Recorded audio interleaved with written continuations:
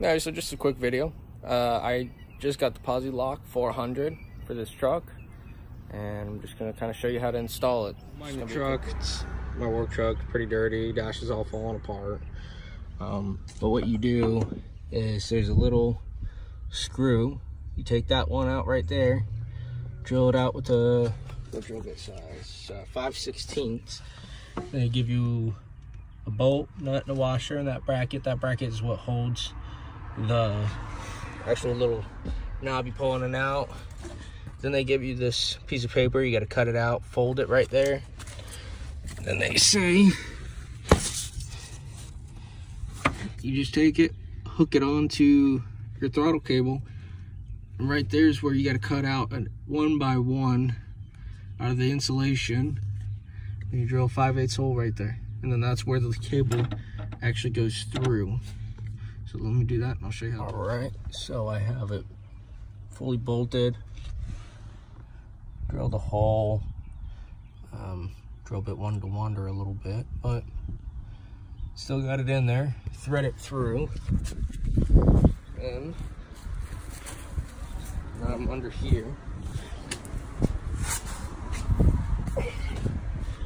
Put the lock nut on, put it in. I haven't put the clips on it yet, I have them. Silicone around there. I put them on the threads and then snugged them down, took just what kind of squeezed out and just kind of wiped it around. That's the switch that they send with it, and it's in a little extension and the switch, and you just gotta put those on there. You have to take the breather hose, the little nipple, take that off the other housing and put it on here. And then now you just gotta adjust it. So I'm just going to push it all the way as if it's in 2-wheel drive. Then you take the housing and spin it onto the cable, and I'm just gonna do that till it bottoms out.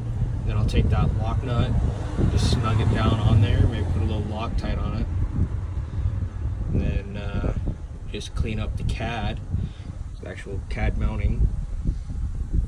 And it comes with the cork gasket. I'm gonna put that on there, probably a little silicone also, just to be safe. And then I'm done. All right, so I forgot to record the last part of the Posi-lok video. I went ahead and got it all done. It's all mounted together. Put the cork gasket on there with the RTV on both sides of it, and then just kind of put it back together. It was really simple. I used the original shield, the rock shield or whatever you want to call it. Just kind of bent it down so it'd work. So I'll just go ahead and show you what it looks like now. Like I said, it's all in here mounted up. I found it's easier just to kind of turn it out, especially when it's kind of parked like this. But it has the button you can push it in, pull it out. So that's 4-wheel drive. Put it back in, that's 2-wheel drive. And then I can pop the hood.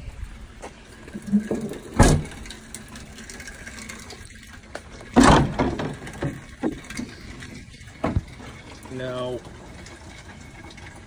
the cable, it comes in right under the brake booster there. You can see it, the newest one right here.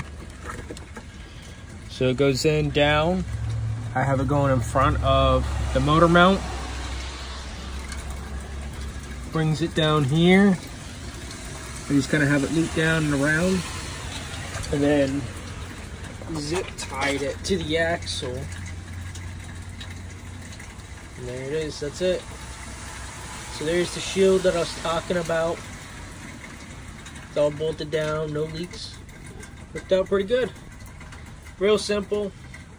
It only took me probably about a half hour putting it all together. I didn't have the right size drill bit for down here. Oh, camera doesn't want to. There we go. It's raining a lot today. So I didn't have the right size drill bit for drilling that out. So it wasn't the best job. I think the biggest I had was a 1/2 inch. So I just kind of put it in there and walled it out a little bit. That was the only drill bit I had, so that was just the easiest way for me to do it. I didn't want to go to the parts store and get a new one. But like I said, it only took me about a half hour to do it with minimal tools.